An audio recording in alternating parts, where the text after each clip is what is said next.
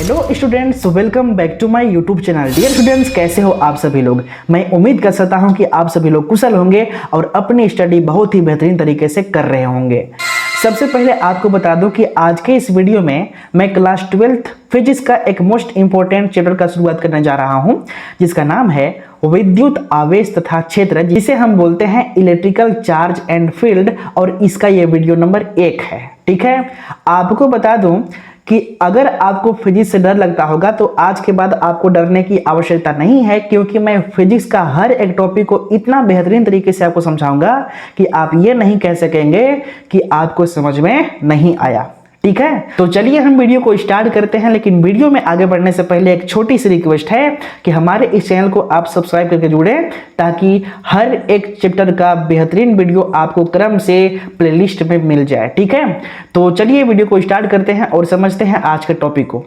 सबसे पहले मैं आपको बता दूं कि वैद्युत आवेश तथा क्षेत्र का ये इंट्रोडक्शन क्लास होने वाली है, और आज के इस वीडियो में हमें कौन कौन से मुख्य टॉपिक पढ़ने हैं सबसे पहले आप उसे समझ लीजिए। आज के इस वीडियो में हम सबसे फर्स्ट टॉपिक हम समझेंगे भौतिकी की शाखा क्या होती है इस बारे में, यानी ब्रांच ऑफ फिजिक्स, यानी जो फिजिक्स है इसके मुख्य रूप से कितनी शाखा है इसके बारे में हम डिटेल से समझेंगे। फिर समझेंगे वैद्युत आवेश क्या होता है इसके बारे में। फिर समझेंगे वैद्युत आवेश के गुण क्या होते हैं उसके बारे में, क्योंकि आपके एग्जाम के दृष्टिकोण से ये बहुत ही इंपॉर्टेंट है, क्योंकि इलेक्ट्रिकल चार्ज की ये प्रॉपर्टी पूछता है, कैरेक्टरिस्टिक्स पूछता है कि भाई क्या है वैद्युत आवेश के गुण, तो इसी कारण से ये बहुत ही इंपॉर्टेंट है। इसके साथ हम समझेंगे आवेश संरक्षण का नियम, यह भी इंपॉर्टेंट है। फिर हम समझेंगे मूल आवेश, इसके बाद आवेश का क्वांटीकरण, ये एग्जाम में आता है। ठीक है, इस पे क्वेश्चंस बैठते हैं। ठीक है, तो ध्यान से समझेंगे। सबसे पहले हम समझेंगे भौतिकी की शाखा क्या होती है। तो आपको बता दूं कि भौतिकी की जो शाखा होती है मुख्य रूप से केवल 2 ही होती है। कितनी होती है? 2 शाखाएं होती है। ठीक है, कौन कौन सी? तो सबसे पहला होता है स्थिर वैद्युतिकी और दूसरा होता है गति वैद्युतिकी। यहाँ पे स्थिर का मतलब होता है कि चुपचाप। ठीक है, यहाँ पे लिखा है इलेक्ट्रोस्टैटिक्स, स्टैटिक्स का मतलब होता है स्थिर या चुपचाप, और यहाँ पे डायनेमिक्स लिखा हुआ है, इसका मतलब होता है कि गति की अवस्था में होना चाहिए। तो कौन होना चाहिए भाई? तो चार्ज यानी आवेश गतिशील अवस्था में होना चाहिए। ठीक है, तो ध्यान से समझिएगा कि भौतिकी की जो शाखा है मुख्य रूप से 2 है।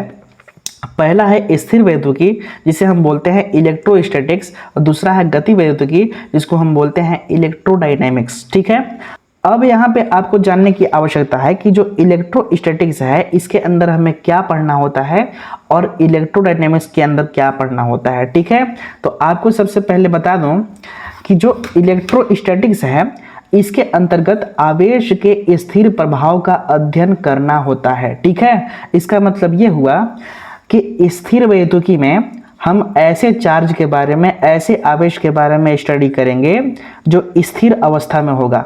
ठीक है, जैसे मान लो कि एक चार्ज यहाँ पे रखा हुआ है, दूसरा चार्ज यहाँ पे रखा हुआ है, और इन दोनों के बीच हम देखेंगे कि फोर्स लग रहा है कि नहीं, यानी बल लग रहा है कि नहीं, आकर्षण बल लग रहा है कि प्रतिकर्षण बल लग रहा है।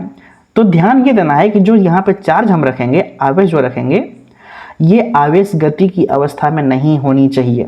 ठीक है, इसका मतलब आप ये कर सकते हैं कि एक आवेश को केवल चुपचाप रखेंगे, लेकिन एक के अलावा जितने आवेश रहेंगे इसको गति की अवस्था में आप रख सकते हैं। जैसे मान लेते हैं कि हम ये कहना चाहते हैं कि एक स्थिर आवेश यहाँ पे है, चुपचाप यहाँ पे बैठा हुआ है, दूसरा आवेश को मैं गति करा रहा हूँ, यानी अभी इतनी डिस्टेंस पे है इससे, तो हम देखेंगे कि इसके बीच फोर्स कितना लग रहा है। फिर हम देखेंगे इससे नजदीक जब लाऊंगा तो इसके बाद इस पे फोर्स कितना लगेगा, इसके बाद जैसे हम नजदीक लाएंगे उससे फोर्स कितना लगेगा, दूर ले जाएंगे तो कितना लगेगा। यानी कहने का अर्थ है कि इसमें जो चार्ज है स्थिर रहेगा, स्थिर रहेगा। ठीक है, लेकिन इसमें जो चार्ज है यानी आवेश, ये स्थिर नहीं रहेगा, ये गति की अवस्था में रहेगी। किस अवस्था में? गति की। तो अगर पूछता है कोई कि स्थिर वैद्युतिकी क्या है, इलेक्ट्रोस्टैटिक्स क्या है, तो आप सीधा बताएंगे कि इसके अंतर्गत आवेश के स्थिर प्रभाव का अध्ययन किया जाता है। ठीक है, यानी आवेश जो है स्थिर अवस्था में रहेगा, और स्थिर अवस्था में रहते हुए उसका प्रभाव क्या आ रहा है उसी के बारे में हम स्टडी करेंगे, अध्ययन करेंगे। ठीक है, लेकिन जो गति वैद्युतिकी होती है इसके अंतर्गत आवेश के गतिशील प्रभाव का अध्ययन की जाती है, यानी जब आवेश गतिशील अवस्था में रहेगी तो उस कंडीशन ये कैसा प्रभाव दिखाएगा। ठीक है, तो इस प्रकार से हम कह सकते हैं कि भौतिकी के मुख्य रूप से दो शाखाएं हैं। तो इतनी बातें आपको यदि समझ में आया है तो आप जल्दी से कमेंट में लिखकर बताइए। ठीक है, इसके बाद हम समझते हैं नेक्स्ट टॉपिक, वैद्युत आवेश। क्या समझते हैं? वैद्युत आवेश। इसको हम डिफाइन कैसे करेंगे? तो इसको हम ऐसे डिफाइन करेंगे कि आवेश वस्तु का आंतरिक गुण है। आवेश जो होता है, कोई भी वस्तु, दुनिया की कोई भी वस्तु हो, उसका आंतरिक गुण होता है, यानी अंदर का गुण होता है। कौन? आवेश। और जो आवेश है उत्पन्न होता कैसे है? तो इलेक्ट्रॉन की कमी से या इलेक्ट्रॉन की अधिकता से। ठीक है, हमने यहां पे बोला है कि चाहे कोई भी वस्तु हो, हर एक वस्तु के अंदर ये गुण होता है वैद्युत आवेश का, और हर एक वस्तु के अंदर इलेक्ट्रॉन की कमी से या इलेक्ट्रॉन की अधिकता से ये गुण उत्पन्न हो जाता है। तो क्या इस पेन में भी वैद्युत आवेश का गुण है? तो बिल्कुल इस पेन में भी वैद्युत आवेश का गुण है। ठीक है, ऐसा मैं क्यों कह रहा हूं तो समझिए। ब्रह्मांड में कोई भी पदार्थ होता है छोटे छोटे कणों से मिलकर बना होता है, जिसे हम बोलते हैं परमाणु। और जो परमाणु होता है वो 3 मूल कण से मिलकर बना होता है। कौन कौन? तो इलेक्ट्रॉन, प्रोटॉन और न्यूट्रॉन। ठीक है, तो इसका मतलब ये हुआ कि इसके अंदर भी क्या है? इलेक्ट्रॉन्स हैं। ठीक है, लेकिन ये अधातु है, इसीलिए इसमें फ्रीली मूव नहीं करते हैं, लेकिन जो धातु होते हैं उसमें इलेक्ट्रॉन्स फ्रीली मूव करते हैं। जो अधातुएं होती हैं जैसे पेन, ये इलेक्ट्रॉन ग्रहण करने का काम करता है, लेकिन अगर धातु रहेगा यानी मेटल्स, तो ये इलेक्ट्रॉन को त्यागने का काम करता है। ठीक है, तो एक बात समझिए, अगर इसमें से इलेक्ट्रॉन्स निकल के बाहर जाएगा, अगर इसमें से इलेक्ट्रॉन्स निकल के बाहर जाएगा तो ये जो पेन है ये हो जाएगी धनावेशित। क्या हो जाएगी? धनावेशित। क्योंकि अगर धनी व्यक्ति जो होता है वही पैसे दान करता है, तो अगर ये इलेक्ट्रॉन को दान कर रहा है इसका मतलब इस पे धन आवेश आ जाएगा। कौन सा आवेश? धन आवेश। लेकिन कहीं बाहर से किसी और पदार्थ से इलेक्ट्रॉन आ गया है इसके ऊपर, तो इसका मतलब ये हुआ इसके ऊपर आ जाएगा ऋण आवेश। कौन सा आवेश? ऋण आवेश। क्योंकि जो कर्ज लेता है, जो किसी से मांगता है, उस पर ऋण चढ़ जाता है, यानी ऋण आवेश आ जाता है। समझे कि नहीं? तो इसका मतलब ये हुआ बाबू कि इस पे ऋण आवेश आ जाता है जब किसी और से इलेक्ट्रॉन लेगा। ठीक है, तो आप समझ चुके हैं कि जब इलेक्ट्रॉन की कमी होगी तभी ये गुण आएगी, जब इलेक्ट्रॉन की अधिकता होगी तभी ये गुण आएगी। तो आखिर एक बात बताइए कि मैं चाहता हूं कि इसके अंदर वो गुण आ जाए, तो उसके लिए हम करेंगे क्या? सबसे पहले आप जांच करना चाहते हैं कि इसके अंदर आवेश का गुण आएगा कि नहीं, तो उसके लिए क्या करो आप कागज के छोटे छोटे टुकड़े यहाँ पे रख लो। यहाँ पे कागज के छोटे छोटे टुकड़े रख लो, छोटे छोटे करके। ठीक है, दूसरी बात क्या करो कि इस पेन को अपने जो बाल है पीछे की तरह, ठीक है, वहां पे रगड़ो, कुछ देर तक रगड़ते रहो। और रगड़ने के बाद जैसे ही आप इस कागज के छोटे छोटे टुकड़े के पास लाओगे तो कागज के छोटे छोटे टुकड़े को ये चिपका लेता है। इसका मतलब क्या हुआ? इसका मतलब ये है कि ये जो पेन है इसमें से या तो इलेक्ट्रॉन निकल गया है बाहर, या जो बाल है उसमें से इलेक्ट्रॉन ट्रांसफर होकर के आ गया है इसके ऊपर। ठीक है, किसके ऊपर? पेन के ऊपर। ठीक है, तो इस प्रकार से हम कह सकते हैं कि हर एक वस्तु में वैद्युत आवेश का गुण होता है। ठीक है, इसका एक और डेफिनेशन है जो कि आपको जानना चाहिए। आप क्लास 12th में पढ़ रहे हैं तो इसका मतलब यह है कि आपको जानने की आवश्यकता है। ठीक है, तो ध्यान से समझेंगे। सेकेंड जो हमने डेफिनेशन लिखा है इसमें ऐसा लिखा है कि आवेश पदार्थ का वह गुण है जिसके कारण वस्तु वैद्युत क्षेत्र में वैद्युत बल का और चुंबकीय क्षेत्र में चुंबकीय बल का अनुभव करता है। समझिएगा हम क्या बोल रहे हैं। जैसे मान लो कि यही है पेन। ठीक है, इसमें किसी कारण से इलेक्ट्रॉन की कमी हो चुकी है या किसी और कारण से इस पर इलेक्ट्रॉन आ चुके हैं। ठीक है, तो ये हो चुकी है आवेशित। क्या हुई है? आवेशित। अब इस आवेशित वस्तु को ले जाना है। कहाँ ले जाना है बाबू? तो या तो तुम ले जाओ वैद्युत क्षेत्र में या तो चुंबकीय क्षेत्र में। ठीक है, तो अगर विद्युत क्षेत्र में ले जाओगे तो वैद्युत बल का अनुभव करेगा। कौन? ये आवेशित वस्तु। या जब चुंबकीय क्षेत्र में लाओगे तो यह चुंबकीय बल का अनुभव करेगा। इसका मतलब क्या हुआ, तो समझने की कोशिश करो। जैसे मान लो कि हमारे पास एक चालक तार है और तार में करंट इधर फ्लो हो रहा है। जब फ्लो होता है करंट इस तरह से, तो उसके चारों ओर इस प्रकार से वैद्युत क्षेत्र उत्पन्न हो जाता है। कौन सा क्षेत्र? वैद्युत क्षेत्र उत्पन्न हो जाता है। ठीक है, उसी प्रकार से जो चुंबक होता है, चुंबक में 2 ध्रुव होते हैं, नॉर्थ और साउथ। ठीक है, तो इसके चारों ओर भी एक क्या होता है, चुंबकीय क्षेत्र होता है। क्या होता है? चुंबकीय क्षेत्र होता है, चुंबकीय क्षेत्र। और होता यह है कि अगर इस चुंबकीय क्षेत्र में हम किसी लोहे से बने पदार्थ को या लोहे की कोई वस्तु को लाते हैं चुंबकीय क्षेत्र में, तो चुंबक क्या करता है कि उस लोहे की बनी वस्तु को अपने तरफ खींचने का काम करता है। समझे कि नहीं? लेकिन समझने का काम कीजिए, अगर ये हमारे पास पेन है, अगर ये आवेशित है और इस आवेशित वस्तु को इस वैद्युत क्षेत्र में हम लाएंगे, तो इससे प्रभावित होगा। प्रभावित होने का मतलब है या तो इसको खींचेगा अपने तरफ या तो इसको ढकेलेगा। यही 2 काम करेगा, या खींचेगा या धकेलेगा। उसी प्रकार से इस आवेशित वस्तु को जब हम चुंबकीय क्षेत्र में लाएंगे, तो या तो चुंबक इसको खींचेगा या तो ढकेलेगा।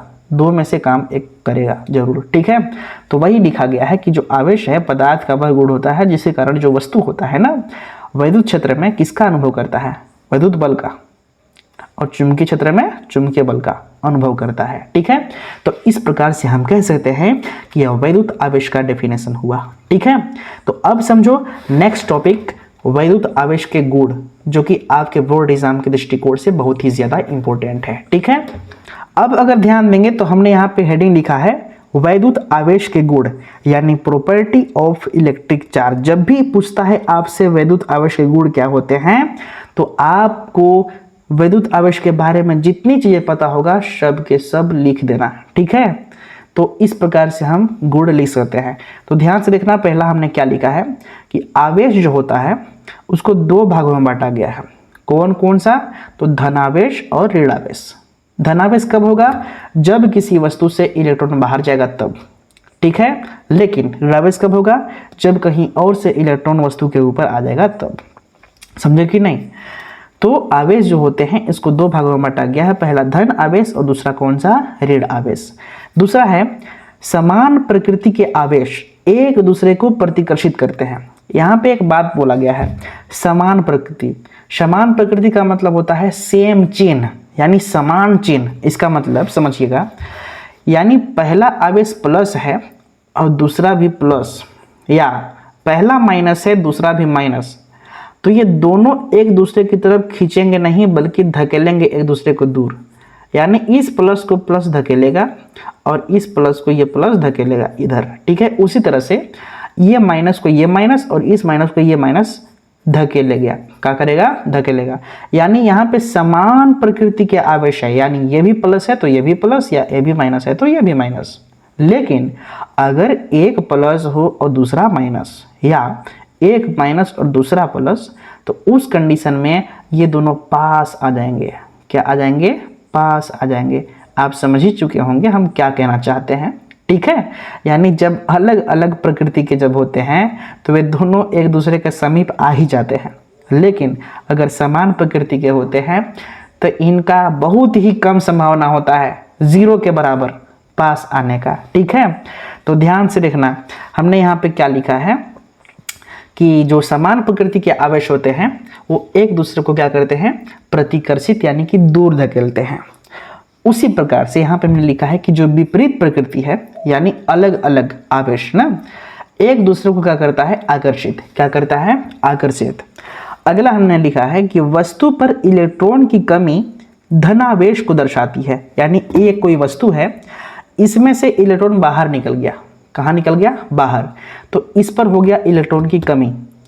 तो जब वस्तु पर इलेक्ट्रॉन की कमी होती है तो वस्तु हो जाती है धनावेशित। क्या होती है? धनावेशित। तो उसी बात को लिखा गया है कि वस्तु पर जब इलेक्ट्रॉन की कमी हो जाती है तो वस्तु धनावेशित हो जाती है। ठीक है, तो वही बात है कि वस्तु पर इलेक्ट्रॉन की कमी धनावेश को दर्शाता है। ओके, अगला क्या है? तो वस्तु पर मतलब इलेक्ट्रॉन की जो अधिकता है, यानी जब इसके ऊपर कहीं और से इलेक्ट्रॉन आ जाए तो उस कंडीशन में ये जो है पेन या कोई वस्तु कि ऋणावेशित हो जाएगी, क्योंकि ये इलेक्ट्रॉन को ग्रहण किया है इसलिए।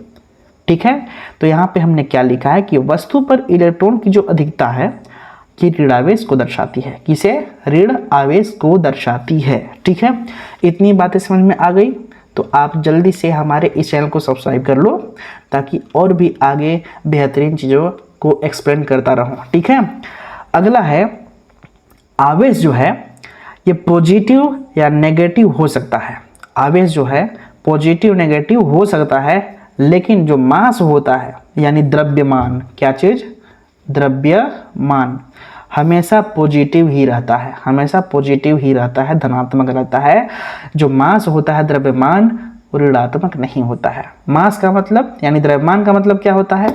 किसी वस्तु के अंदर जो निहित परमाणुओं की संख्या होती है वही होती है द्रव्यमान। ठीक है, यानी कुछ न कुछ वेट होना चाहिए। हर एक पदार्थ आप जानते ही होंगे कि कोई दुनिया के पदार्थ हो उसका कुछ न कुछ वेट होता है, कुछ न कुछ उसका अपना खुद का वजन होता है, उसी को हम बोलते हैं द्रव्यमान। तो द्रव्यमान कभी माइनस में नहीं होता, प्लस में होता है। ठीक है, लेकिन जो आवेश है ये प्लस माइनस में से दोनों में से कुछ भी हो सकता है। ठीक है, अगला समझो, हम आवेश के बारे में सीख रहे हैं तो आवेश के मात्रक के बारे में भी सीखेंगे। तो आवेश का मात्रक क्या होता है बाबू? तो कूलाम होता है। क्या होता है? कूलाम। इसे हम सी से दिखाते हैं। किससे? सी से। ठीक है, अगला समझो, जो आवेश है एक तरह का अदिश राशि है। कौन सी राशि है? अदिश राशि है। इसके बाद आपको जानना चाहिए कि इलेक्ट्रॉन पर जो आवेश होता है ये 1.6 इंटू 10⁻⁻19 कूलाम होता है। लेकिन उससे पहले यहाँ पे नेगेटिव बोलना ही पड़ेगा, क्योंकि इलेक्ट्रॉन पे होता है ऋण आवेश इसलिए। ठीक है, तो इलेक्ट्रॉन पे जो आवेश होता है वो -1.6 इंटू 10⁻⁻19 कूलाम होता है।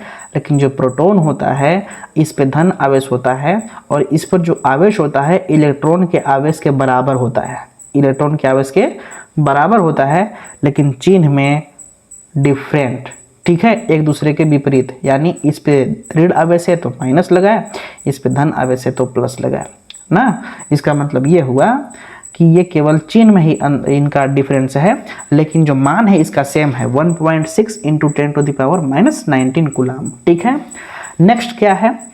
अगला समझिए, यहाँ पे हमने लिखा है जो N है या न्यूट्रॉन, यहाँ पे क्या है? न्यूट्रॉन। इस पर कोई आवेश नहीं होता है। आपको पता होना चाहिए कि जो परमाणु है, परमाणु के जो नाभिक है, नाभिक में दो चीज होता है। कौन कौन? तो प्रोटॉन और न्यूट्रॉन। ठीक है, तो प्रोटॉन और जो न्यूट्रॉन है ये दोनों मिल करके परमाणु भार बनाते हैं। क्या बनाते हैं? परमाणु भार। आपसे पूछता है परमाणु द्रव्यमान किसे कहते हैं, परमाणु भार किसे कहते हैं, आप सीधा कह सकते हैं कि नाभिक में जो उपस्थित होता है कौन? प्रोटॉन और न्यूट्रॉन। ठीक है, इन दोनों के द्रव्यमान के योगफल को, इन दोनों के द्रव्यमान के योगफल को हम बोलते हैं परमाणु द्रव्यमान। ठीक है, ऐसा बोल सकते हैं। तो ध्यान से यहाँ पे देखिएगा कि जो न्यूट्रॉन होते हैं इस पे कोई भी आवेश नहीं होता है, क्योंकि इलेक्ट्रॉन पे जो आवेश होता है उसको संभाल कर रहता है प्रोटॉन। क्योंकि परमाणु के बाहरी कक्षा में घूमता है इलेक्ट्रॉन, तो जितना इलेक्ट्रॉन घूमेगा उतना ही प्रोटॉन अंदर रहता है, ताकि इसको अपने तरफ खींच के रखे। कौन? प्रोटॉन। ठीक है, अगला समझिए, इसकी बीमा क्या होती है? किसकी बीमा? तो वैद्युत आवेश की। इसकी बीमा होती है AT। क्या होता है? AT, या इसकी बीमीय सूत्र AT होता है। ठीक है, आप इतनी बातें समझ चुके होंगे। अब समझिए अगला टॉपिक, आवेश संरक्षण का नियम। इस नियम के अनुसार क्या कहा गया है तो समझने की कोशिश कीजिए। इसमें यह कहा गया है कि आवेश को न तो कभी उत्पन्न किया जा सकता है और न ही कभी नष्ट किया जा सकता है। इसे केवल एक रूप से दूसरे रूप में परिवर्तित किया जा सकता है, और यही है आवेश संरक्षण का नियम। ठीक है, ये कहना ये चाह रहा है, समझिएगा, आवेश को कभी आप नष्ट कर ही नहीं सकते। आवेश जो है उसको आप कभी नष्ट कर ही नहीं सकते। उसको क्या कर सकते हैं? केवल एक रूप से दूसरे रूप में परिवर्तित कर सकते हैं। जैसे मान लो हम अगर आपसे कहें क्या आप पानी को कभी समाप्त कर सकते हैं? तो नहीं। अगर मान लो कि पानी है बर्तन में, उसको आप गर्म करोगे तो गर्म जब करोगे तो वो भाप बनेगा, और भाप बनेगा तो उड़ जाएगा ऊपर। लेकिन जब ठंडी होगी तो वो फिर से क्या बन जाएगी, पानी। लेकिन जब और ठंडा कर देंगे तो बन जाएगा बर्फ, ठीक है। यानी वो जो पानी है समाप्त तो नहीं हुआ, केवल उसका रूप चेंज हो रहा है, ठीक है।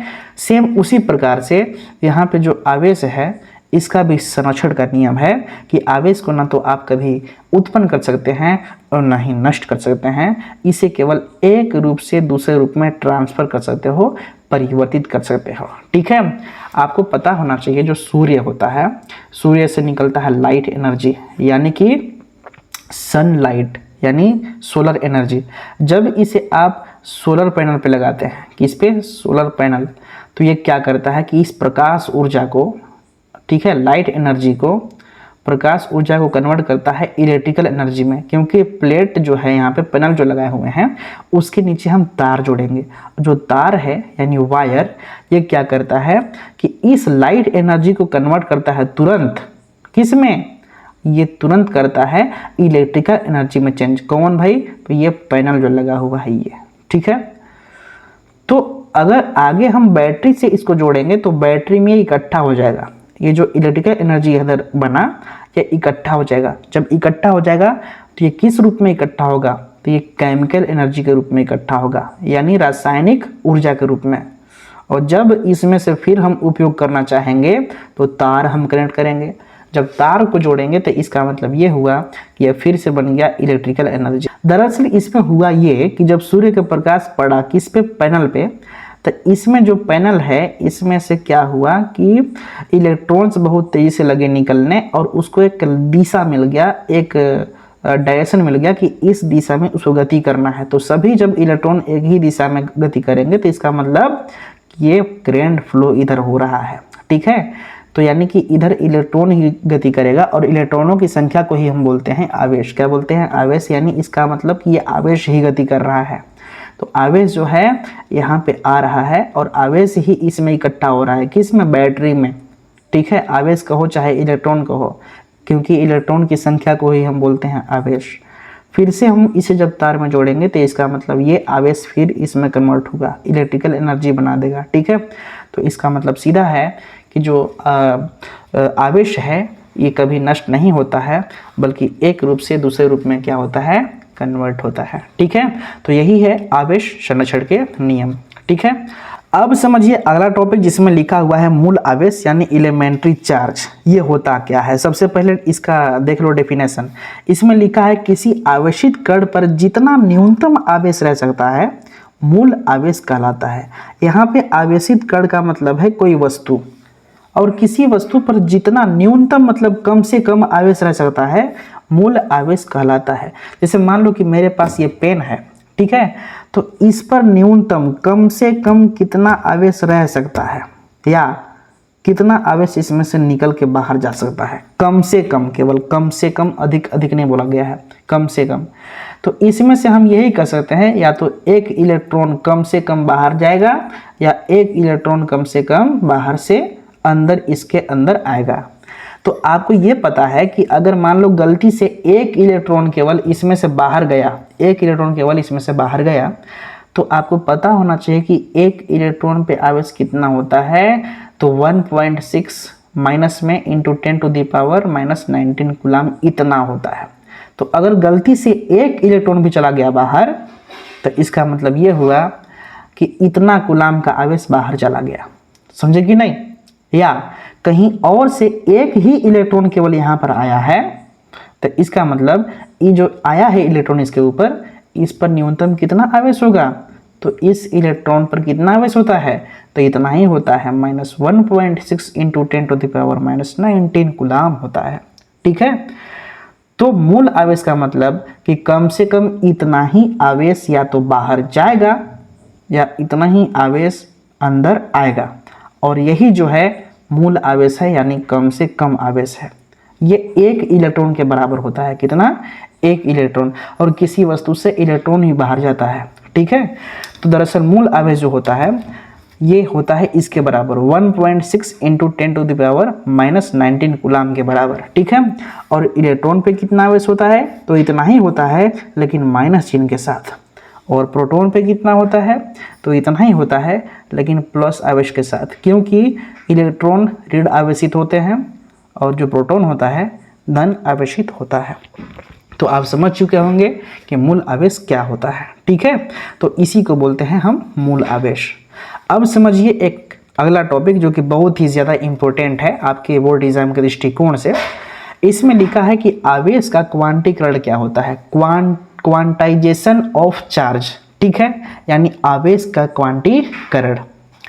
तो आप ध्यान से समझिए, जैसे मान लो कि मेरे पास ये पेन है ना, तो अगर मैं आपसे कहता हूं कि इसमें से इलेक्ट्रॉन को बाहर आपको निकालना है, इसमें से इलेक्ट्रॉन बाहर निकालना है, तो आप कैसे निकालिएगा, या तो एक को निकालेंगे या दो को निकालेंगे, यानी 2 इलेक्ट्रॉन या 3 इलेक्ट्रॉन निकालेंगे, या 4 इलेक्ट्रॉन निकालेंगे, या 5 इलेक्ट्रॉन। यानी एक तरह का हम ये कह सकते हैं कि प्राकृतिक संख्या जो होता है उस रूप में निकलेगा बाहर, यानी 1 या 2 या 3 या 4 या 5 या 6 या 7 या 1000 या 2000, अपने मन से कितना भी ना। लेकिन क्या आप ऐसा कह सकते हैं 1/2, 3/4, 5/6 इलेक्ट्रॉन बाहर निकाल दो, तो ऐसा नहीं होता। ठीक है, या तो 1 ठो निकलेगा, या 2 ठो, या 3 ठो। ठीक है, तो उसी को हम बोलते हैं आवेश का क्वांटीकरण ना। इसका डेफिनेशन यहाँ पे हमने लिखा हुआ है, समझो। इसमें लिखा यह है कि किसी आवेशित कण पर, आवेशित कण का मतलब मान लो कि यही पेन है मेरे पास, ठीक है, और ये आवेशित हो चुकी है।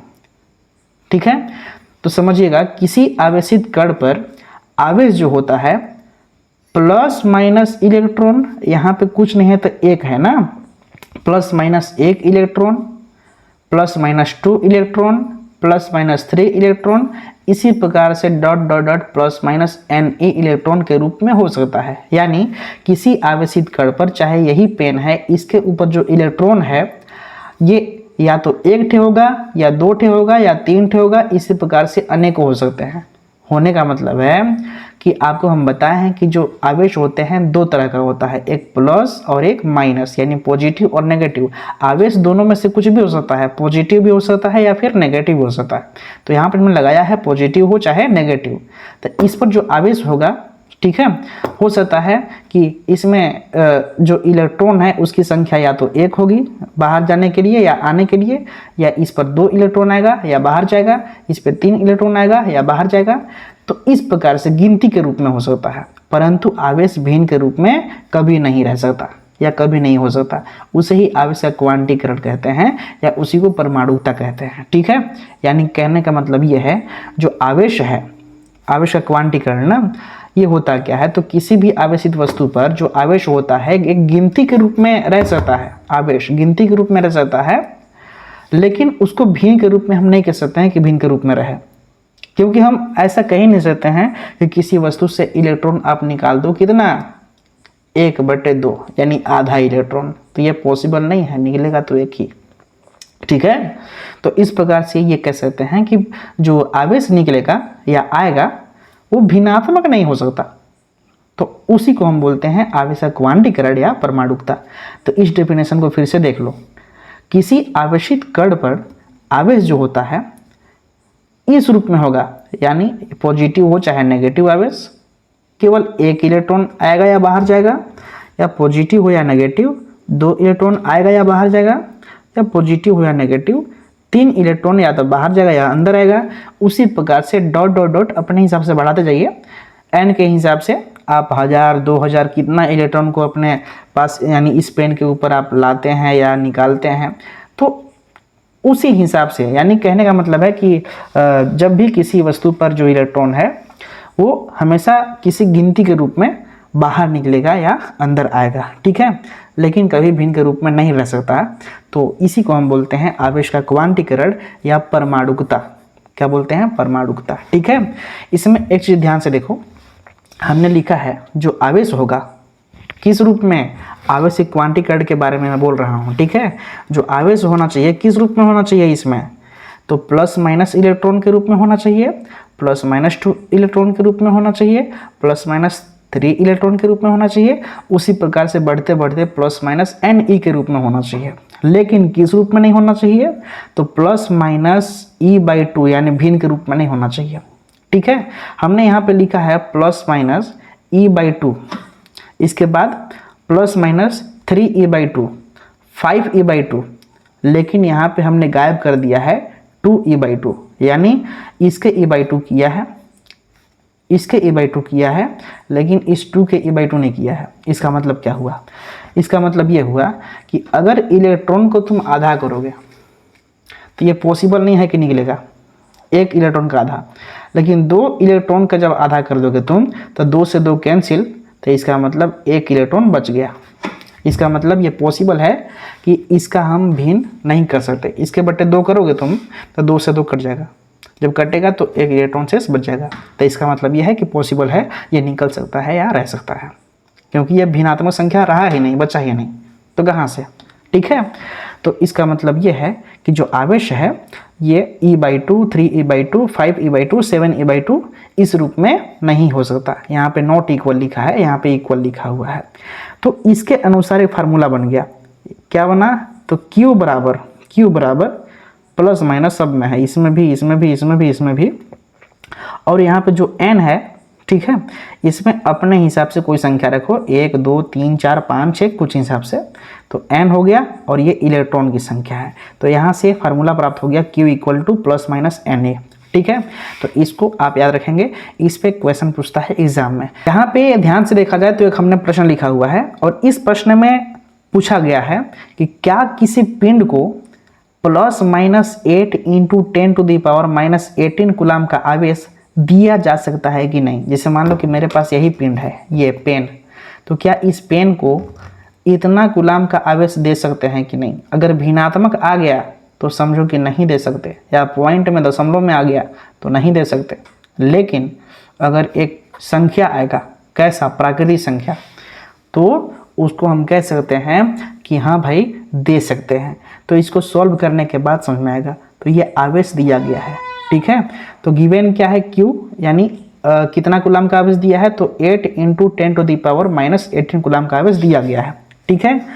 और हम लोग जानते हैं कि इलेक्ट्रॉन पे होता है आवेश -1.6 × 10⁻−19 कूलम का आवेश होता है। किस पे? इलेक्ट्रॉन पे। n की वैल्यू पूछा है, सबसे पहले n की वैल्यू निकाल लो, यानी कितना इलेक्ट्रॉन इस पिंड पे आएगा, यानी इस पिंड पे हम देखेंगे कितना इलेक्ट्रॉन आएगा। n क्या है? तो भाई इलेक्ट्रॉन की संख्या है। अगर इलेक्ट्रॉन की संख्या भिन्नात्मक आएगा तो इसका मतलब ये है कि इसको हम इतना कूलम का आवेश नहीं दे सकते, और इसके ऊपर मान लेते हैं कि एक प्राकृतिक संख्या आया, तो इसका मतलब ये हुआ कि इसको इतना कूलम आवेश हम दे सकते हैं, ठीक है। तो हम देखते हैं कि इलेक्ट्रॉन की संख्या कितना आता है। तो Q = Ne हमने अभी पढ़ा था, ठीक है। यहाँ से हमें n की वैल्यू फाइंड करनी है। तो n की वैल्यू फाइंड करनी है तो क्या करेंगे? यहाँ पे e गुणा में है, इधर आया तो भाग में, यानी Q/E। तो यहाँ पे जो Q है कितना दिया है? 8 × 10⁻−18 कूलम यहाँ पे रख दिए, और इलेक्ट्रॉन का जो आवेश होता है यहाँ पर रख दिए। इसके बाद जब इसको हल किया गया तो आया कितना भाई? 50 इलेक्ट्रॉन। कितना आया? 50 इलेक्ट्रॉन। तो इसका मतलब ये है कि ये एक भिन्नात्मक संख्या नहीं है, ये भिन्नात्मक संख्या नहीं है, और यही कारण है कि हाँ भाई दे सकते हैं, ठीक है। ये एक प्राकृतिक संख्या के रूप में आया, तो इसलिए हम कह सकते हैं कि दे सकते हैं, ठीक है।